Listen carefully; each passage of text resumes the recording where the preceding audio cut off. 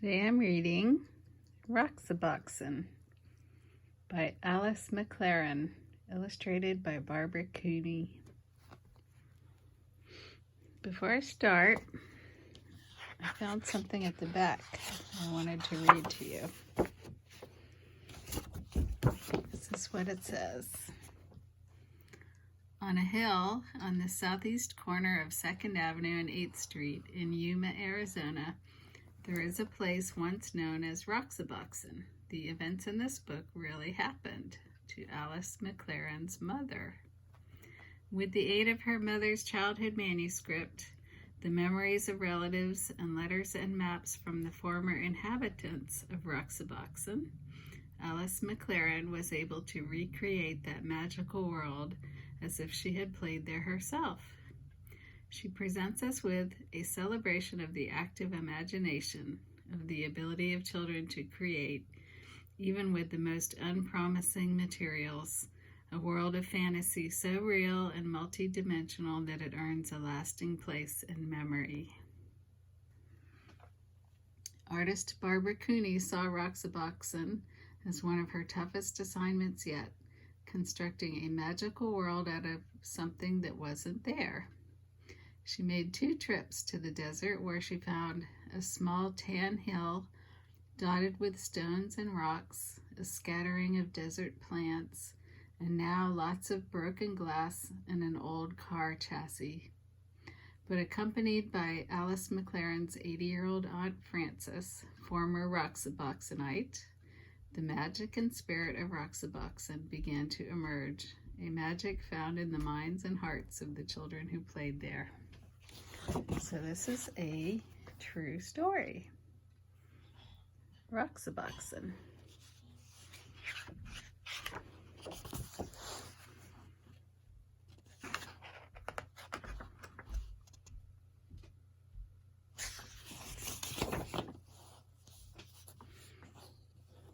Beautiful picture of the desert. Have you ever been to the desert?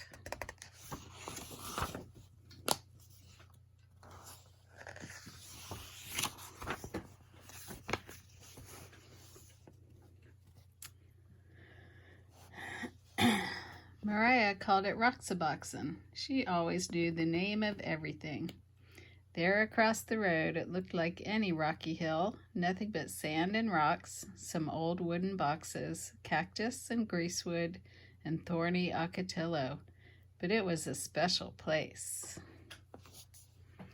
The street between Roxaboxen and the houses curved like a river, so Marian named it the River Road. After that, you had to ford a river to reach Roxaboxen.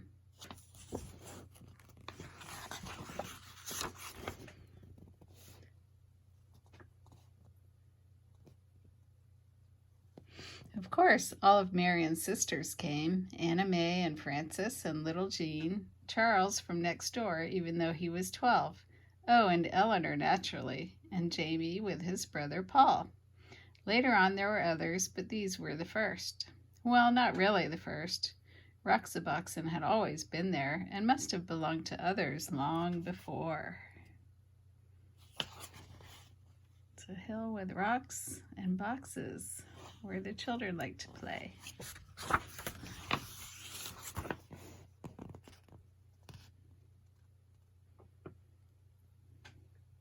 When Marian dug up a tin box filled with round black pebbles, everyone knew what it was. It was buried treasure. Those pebbles were the money of Roxaboxen. You could still find others like them if you looked hard enough. So some days became treasure hunting days, with everybody trying to find that special kind. And then on other days, you might just find one without even looking. Box of black rocks.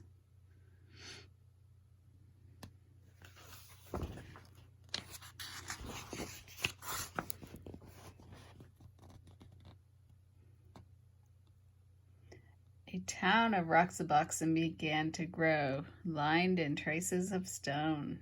Traced in lines of stone, Main Street first, edged with the whitest ones, and then the houses. Charles made his of the biggest stones. After all, he was the oldest. At first, the houses were very plain, but soon they all began to add more rooms. The old wooden boxes could be shelves or tables or anything you wanted. You could find pieces of pottery for dishes. Round pieces were best.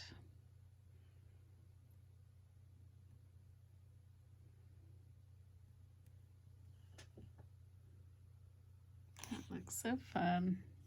I made a little town.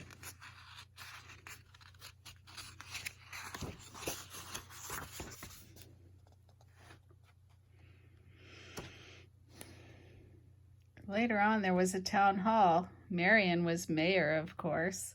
That was just the way she was. Nobody minded.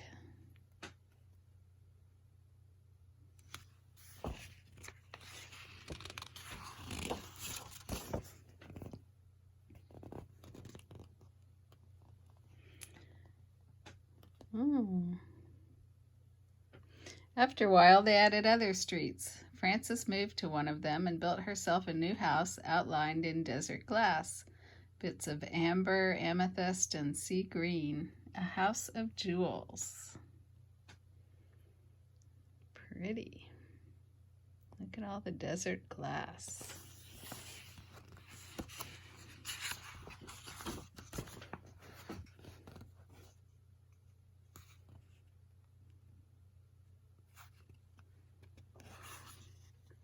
And because everybody had plenty of money, there were plenty of shops.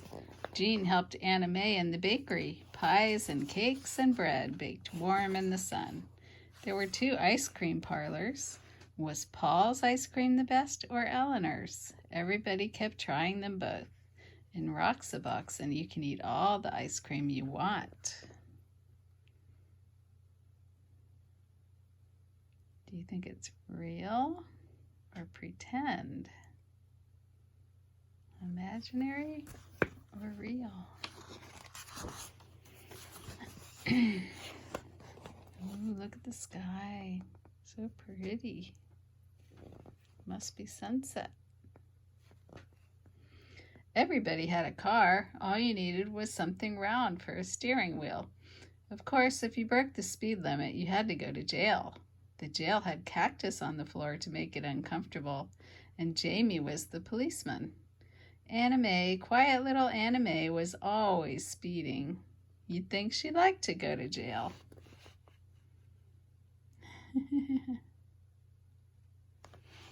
There's Anna May in the jail, I guess.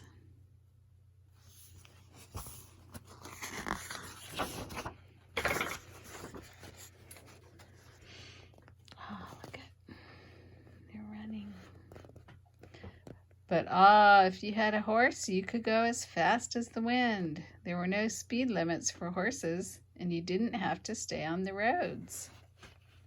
All you needed for a horse was a stick and some kind of bridle, and you could gallop anywhere.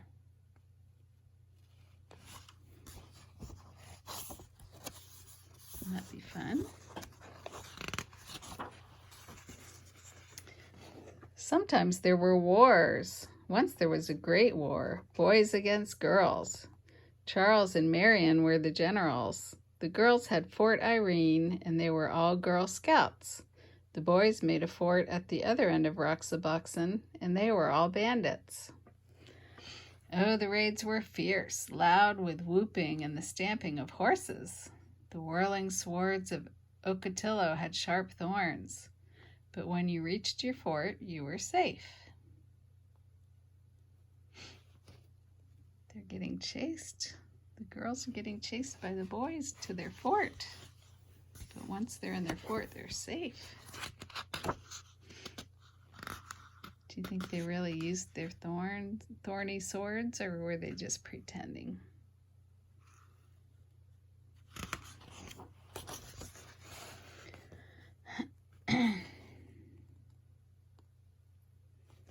Roxaboxen had a cemetery in case anyone died, but the only grave in it was for a dead lizard. Each year when the cactus bloomed, they decorated the grave with flowers. What does that sign say? Lizard. That's where the lizard was buried. They remember him every year with flowers.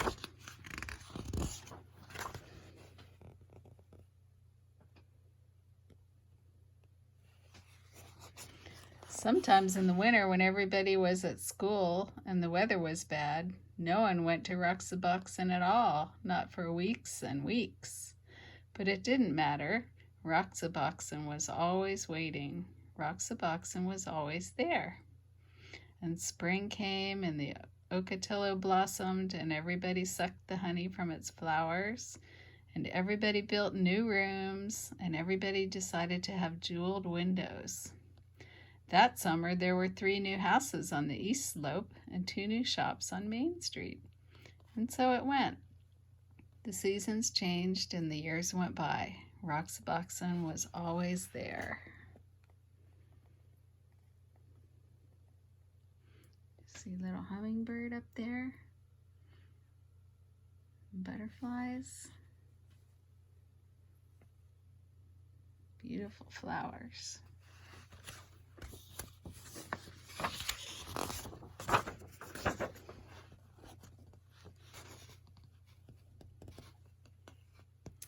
The years went by and the seasons changed until at last the friends had all grown tall, and one by one they moved away to other houses, to other towns. So you might think that was the end of Roxaboxen, but oh no, because none of them ever forgot Roxaboxen. Not one of them ever forgot. Years later, Marion's children listened to stories of that place and fell asleep dreaming dreams of Roxaboxen. Gray-haired Charles picked up a black pebble on the beach and stood holding it, remembering Roxaboxen. More than 50 years later, Frances went back, and Roxaboxen was still there.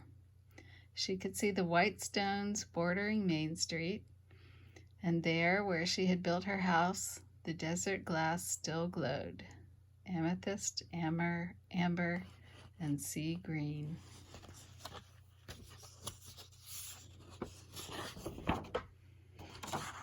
The end. I already read you that part. I hope you enjoyed it.